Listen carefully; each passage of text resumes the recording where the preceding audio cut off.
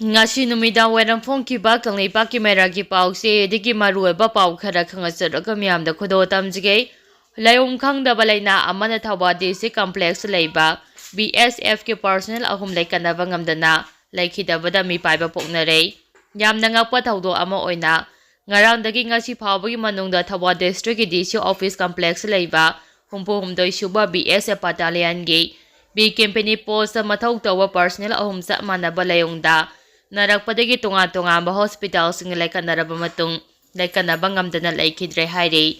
BSF personnel ahum asi leikidraba matungda post aduda leiminaba atopa BSF personnel singsu hauzik mi paiba pongnare haire thaudok sing asigi matangda pause asina phangba paugi matung inade ngarang ayuk pung 9:13 lom taba matamda battalion adugi B company post head constable oiba personnel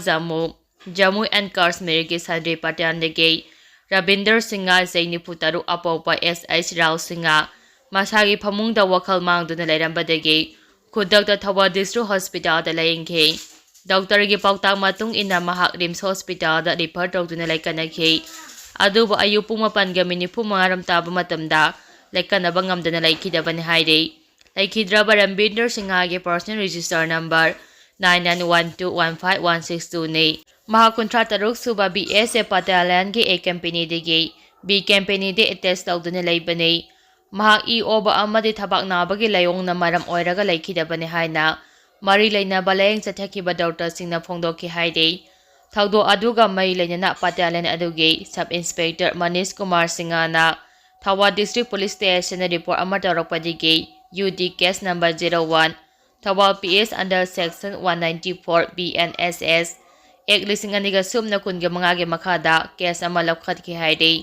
hariba thaudo adu thokhrab matung ngarang numidang pung 7:13 mangaram taba matamda so battalion adumaki B company de leiba Uttarakhand Pradesh ki Nagala Karshi dage head constable Sandra Jayangkai Mari apokpa SH Rajipal su santri post the duty tawringai da khanghauduna lektharak padage manak nakpada leiba personnel singna thengnarak padage Kudakta Thoubal District Hospital da pukhatuna leikatnaba matung Rimsa refer tawduna leikanake adubu head constable Chandra ngasi ayupung ama tarakpa matamda leikatnaba ngamdana leikidre haire maksu doctor na breathing amadi thabak naba na maram oiraga leikidabani haina khangalake asiba haksang jinims ki mokta thamkhre haire asumna BSF personnel ani sa manaba layong na maram oidana leikidaba cherak asida ngarang ahing noya matung pung 1:19 mangaram taba matamda so battalion adumaki Bipendra Singha Rawat Chaini pung mga so sab manaba layong da narakpadagi Sija Hospital da pakatuna ngasi ayupung 2:10 taba matamda leikatnaba ngamdana leikidabani haire angak pathaudo amaga loina oirak leiba thawong aduna maram oiraga Thoubal district ki DC office complex leiba humphom doisuba BSF battalion post adu leiriba atopa personnel sing akiba ma poknare haide thaudok thopamgi manak nakpade leiba miyoi singdege pause asina phangba paugi matung inade Thoubal district ki DC office complex leiba humphom doisuba BSF battalion ge post leiriba mafam ase laifam timpham yamna kanba mafam ni haina miyamna ngangnaba lei adum oinama BSF ki personnel sing leikidabagi thaudo adumakte lighting ga mari leinamgadra haibade hauji phawagi oina chapchaba khangba ngamdri haide makha tarakpa pauda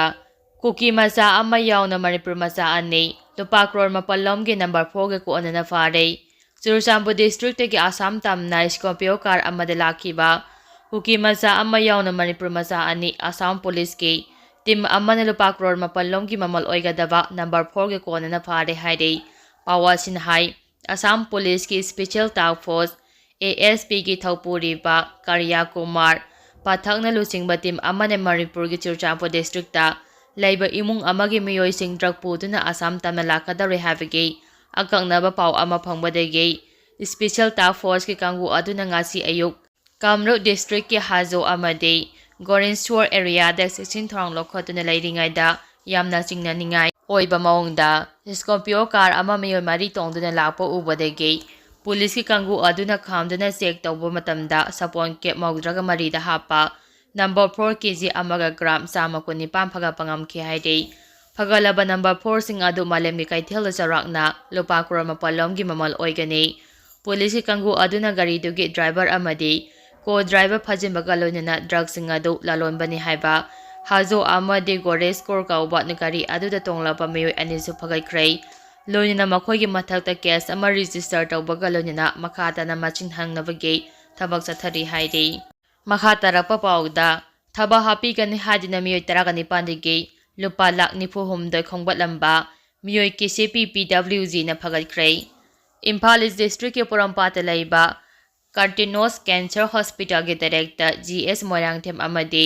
ꯃꯍꯥꯛꯀꯤ ꯅꯨꯄꯤ ꯔꯥꯕꯤꯅ ꯃꯈꯣꯏꯒꯤ security officer office in-charge ꯑꯣꯏꯕ ꯃꯤꯑꯣꯏ ꯑꯃ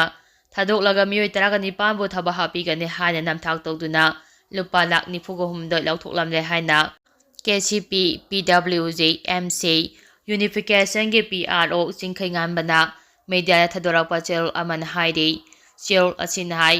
continues cancer ꯍꯣꯁꯄꯤꯇꯥꯜꯒꯤ director GS Moirangthem ꯑꯃꯗꯤ ꯃꯍꯥꯛꯀꯤ ꯅꯨꯄꯤ ꯔꯥꯕꯤꯅꯥꯅ ꯃꯈꯣꯏꯒꯤ ꯁꯦꯀ꯭ꯌꯨꯔꯤꯇꯤ ꯑꯣꯐꯤꯁꯥꯔ ꯑꯣꯐꯤꯁ ꯏꯟꯆꯥꯔꯖ ꯑꯣꯏꯕ ꯌꯥꯏꯔꯤꯄꯣꯛ ꯂꯥꯏꯃꯅꯥꯏꯗꯒꯤ ꯊꯣꯉꯥꯝ ꯅꯦꯕꯤ ꯑꯄꯣꯛꯄ ꯊꯣꯉꯥꯝ ꯏꯇꯣꯕꯨ ꯂꯨꯞꯀꯤ ꯂꯥꯟꯃꯤꯁꯤꯡꯅ ꯐꯥꯗꯨꯅ ꯂꯨꯞꯀꯤ ꯀꯁꯇꯗꯤꯗ ꯋꯥꯍꯪꯄꯥꯎ ꯆꯠꯊꯕ ꯃꯇꯝꯗ ꯊꯧꯗꯣꯛꯁꯤꯡ ꯑꯗꯨꯒꯤ ꯑꯆꯨꯝꯕꯁꯤꯡ ꯈꯪꯕ ꯉꯝꯂꯦ꯫ ꯅꯦꯕꯤꯅ ꯐꯣꯡꯗꯣꯔꯛꯄꯒꯤ ꯃꯇꯨꯡ ꯏꯟꯅ ꯃꯍꯥꯛ ꯀꯨꯝꯖꯥ 2019ꯗ ꯀꯟꯇꯤꯅ꯭ꯌꯨꯁ ꯀꯦꯟꯁꯔ ꯍꯣꯁꯄꯤꯇꯥꯜꯒꯤ ꯗꯥꯏꯔꯦꯛꯇꯔ GS ꯃꯣꯏꯔꯥꯡꯊꯦꯝꯒꯤ ꯃꯈꯥꯗ ꯊꯕꯛ ꯇꯧꯔꯛꯈꯤ꯫ ꯂꯣꯏꯅꯅ ꯃꯍꯥꯛꯅ ꯃꯤꯑꯣꯏ 19 ꯊꯕꯛ ꯍꯥꯞꯀꯅꯤ ꯍꯥꯏꯗꯨꯅ ꯃꯤꯑꯣꯏꯁꯤꯡ ꯑꯗꯨꯗꯒꯤ ꯂꯨꯄꯥ ꯂꯥꯈ 94 ꯂꯧꯁꯤꯟꯈꯤ꯫ ꯑꯗꯨꯒ ꯉꯁꯤ ꯐꯥꯎꯕꯗ ꯃꯤꯑꯣꯏꯁꯤꯡ ꯑꯗꯨ ꯊꯕꯛꯁꯨ ꯍꯥꯞꯇꯦ, ꯂꯧꯁꯤꯟꯈꯤꯕ ꯁꯦꯟꯐꯝꯁꯨ ꯍꯟꯗꯣꯛꯇꯦ ꯍꯥꯏꯕꯒꯤ ꯋꯥꯀꯠ ꯃꯤꯌꯥꯝꯅ ꯂꯨꯞꯇ ꯂꯥꯛꯄꯗꯒꯤ ꯑꯆꯨꯝꯕ ꯈꯪꯗꯣꯛꯅꯕ ꯅꯦꯕꯤꯕꯨ ꯂꯨꯞꯅ ꯐꯒꯠꯄꯅꯤ ꯍꯥꯏꯔꯤ꯫ ꯅꯦꯕꯤꯅ ꯐꯣꯡꯗꯣꯔꯛꯄꯗ ꯃꯤꯑꯣꯏ 19ꯗꯒꯤ ꯈꯣꯝꯒꯠꯈꯤꯕ ꯁꯦꯟꯐꯝꯁꯤꯡ ꯑꯗꯨ ꯀꯟꯇꯤꯅ꯭ꯌꯨꯁ ꯀꯦꯟꯁꯔ ꯍꯣꯁꯄꯤꯇꯥꯜꯒꯤ ꯗꯥꯏꯔꯦꯛꯇꯔ GS ꯃꯣꯏꯔꯥꯡꯊꯦꯝ ꯑꯃꯗꯤ ꯃꯍꯥꯛꯀꯤ ꯂꯣꯏꯅꯕꯤ ꯔꯥꯕꯤꯅꯥꯗ ꯈꯨꯠꯁꯤꯟꯅꯈꯤ꯫ ꯁꯦꯜ ꯈꯣꯝꯖꯤꯟꯕꯒꯤ ꯊꯕꯛ ꯑꯗꯨꯁꯨ ꯃꯈꯣꯏ ꯑꯅꯤꯒꯤ ꯄꯥꯎꯇꯥꯛ ꯃꯇꯨꯡ ꯏꯟꯅ ꯇꯧꯈꯤꯕꯅꯤ ꯍꯥꯏꯕ ꯈꯪꯕ ꯉꯝꯂꯦ꯫ ꯃꯔꯝ ꯑꯗꯨꯅ ꯀꯟꯇꯤꯅ꯭ꯌꯨꯁ ꯀꯦꯟꯁꯔ ꯍꯣꯁꯄꯤꯇꯥꯜꯒꯤ ꯗꯥꯏꯔꯦꯛꯇꯔ GS ꯃꯣꯏꯔꯥꯡꯊꯦꯝ ꯑꯃꯗꯤ ꯃꯍꯥꯛꯀꯤ ꯅꯨꯄꯤ ꯔꯥꯕꯤꯅꯥ ꯑꯊꯨꯕ ꯃꯇꯝꯒꯤ ꯃꯅꯨꯡꯗ ꯂꯨꯞꯀ ꯄꯥꯎ ꯐꯥꯎꯅꯔꯛꯅꯕ ꯆꯦꯛꯁꯤꯟ ꯋꯥ ꯊꯝꯂꯛꯄꯒ ꯂꯣꯏꯅꯅ ꯀꯟꯇꯤꯅ꯭ꯌꯨꯁ ꯀꯦꯟꯁꯔ ꯍꯣꯁꯄꯤꯇꯥꯜꯁꯨ ꯃꯇꯝ ꯀꯛꯇꯅ ꯑꯊꯤꯡꯕ ꯊꯝꯂꯦ ꯍꯥꯏꯅ ꯐꯣꯡꯗꯣꯔꯛꯂꯤ꯫ ꯃꯈꯥ ꯇꯥꯔꯛꯄ ꯑꯣꯏꯅ ꯀꯪꯂꯥ ꯄꯥꯎꯗꯒꯤ ꯃꯔꯨꯑꯣꯏꯕ ꯄꯥꯎ ꯈꯔ ꯈꯪꯍꯟꯖꯔꯒ ꯃꯤꯌꯥꯝꯗ ꯈꯨꯗꯣꯜ ꯇꯝꯖꯒꯦ꯫ ꯒꯕꯔꯅꯔꯅ ꯑꯥꯔꯃꯤ ꯑꯣꯐꯤꯁꯥꯔꯁꯤꯡꯒ ꯋꯥꯔꯤ ꯁꯥꯟꯅꯈ꯭ꯔꯦ꯫ ꯃꯅꯤꯄꯨꯔꯗ ꯍꯧꯖꯤꯛ ꯑꯣꯏꯔꯤꯕ ꯁꯦꯀ꯭ꯌꯨꯔꯤꯇꯤꯒꯤ ꯐꯤꯚꯝ ꯑꯁꯤꯒꯤ ꯃꯇꯥꯡꯗ ꯒꯕꯔꯅꯔ ꯑꯖꯌ ꯀꯨꯃꯥꯔ ꯕꯔꯥꯅ ꯏꯟꯗꯤꯌꯟ ꯑꯥꯔꯃꯤꯒꯤ ꯃꯀꯣꯛ ꯊꯣꯡꯕ ꯑꯣꯐꯤꯁꯥꯔ ꯀꯌꯥꯒ ꯎꯅꯗꯨꯅ ꯋꯥꯔꯤ ꯁꯥꯟꯅꯈ꯭ꯔꯦ꯫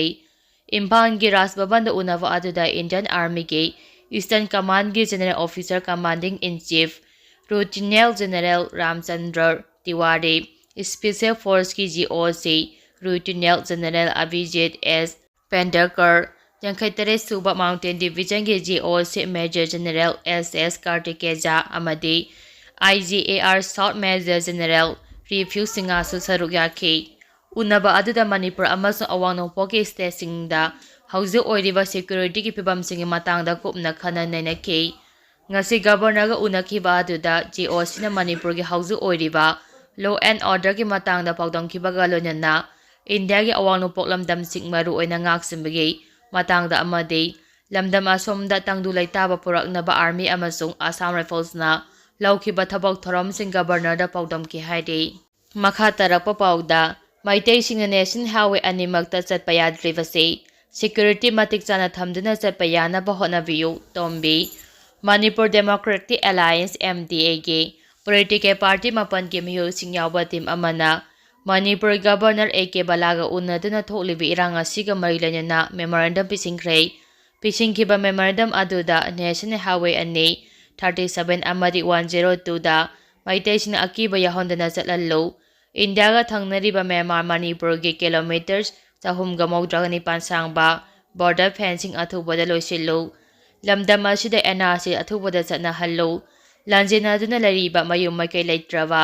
ꯃꯤꯑꯣꯏ 65,000ꯒꯤ ꯂꯩꯐꯝ ꯃꯇꯤꯛ ꯆꯥꯅ ꯁꯤꯜꯂꯨ, ꯏꯁꯇꯦꯠ ꯑꯁꯤꯒꯤ ꯃꯐꯝ ꯈꯨꯗꯤꯡꯃꯛꯇꯒꯤ ꯑꯐꯁꯄꯥ ꯂꯧꯊꯣꯛꯎ ꯍꯥꯏꯕꯅꯆꯤꯡꯕ ꯌꯥꯎꯕ ꯃꯦꯃꯣꯔꯦꯟꯗꯝꯅꯤ꯫ ꯍꯤꯔꯝ ꯑꯁꯤꯒ ꯃꯔꯤ ꯂꯩꯅꯅ ꯉꯁꯤ ꯁꯤꯕ ꯁꯦꯅꯥ ꯃꯅꯤꯄꯨꯔ ꯁ꯭ꯇꯦꯠ ꯌꯨꯅꯤꯠꯀꯤ ꯑꯣꯐꯤꯁꯇ ꯄꯥꯡꯊꯣꯛꯈꯤꯕ ꯄꯥꯎꯒꯤ ꯃꯤꯐꯝ ꯑꯃꯗ MDAꯒꯤ ꯀꯟꯚꯦꯅꯔ ꯗꯣꯛꯇꯔ M. ꯇꯣꯝꯕꯤꯅ ꯍꯥꯏ ꯌꯦꯔꯧ ꯐꯨꯔꯨꯞ ꯑꯣꯏꯔꯤꯕ ꯃꯩꯇꯩꯁꯤꯡꯅ ꯅꯦꯁꯅꯦꯜ ꯍꯥꯏꯋꯦ ꯑꯅꯤꯃꯛꯇ ꯆꯠꯄ ꯌꯥꯗ꯭ꯔꯤꯕꯁꯤ ꯁꯦꯟꯇ꯭ꯔꯦꯜ ꯁꯦꯀ꯭ꯌꯨꯔꯤꯇꯤ ꯐꯣꯔꯁꯁꯤꯡ ꯃꯇꯤꯛ ꯆꯥꯅ ꯊꯝꯗꯨꯅ ꯅꯤꯡꯇꯝꯅ ꯆꯠꯄ ꯌꯥꯅꯕ ꯍꯣꯠꯅꯕꯤꯌꯨ꯫ MDAꯒꯤ ꯄꯥꯟꯗꯝꯗꯤ ꯂꯝꯗꯝ ꯑꯁꯤꯗ ꯇꯪꯗꯨ ꯂꯩꯇꯥꯕ puraknaba hotnabada MD na akanba khongthang lawkhatkani. Ing tapa leitaba lamdam amada karigumba makhal amadagi chakhot tharang lawkhatpa ngamloi. Yerau furup oiriba maitei akhoi ithaude lamdam asibu ngakpani. Masibu thabakta oina pangthokpa haibasichu MD ge thodangni. Congress leiriba lenga asida makhal kayagi sas tauraga leiriba lenga asibu thugainaba hotnariba amadi BJP lenga asinasu Congress makhal kayagi sas tawbugi thaba asi thodopiro haiki. Aduda Chairman MD Dr. TS Jelis Nasarama, Vice Chairman Salam Joy na Singbasing saruk yaki.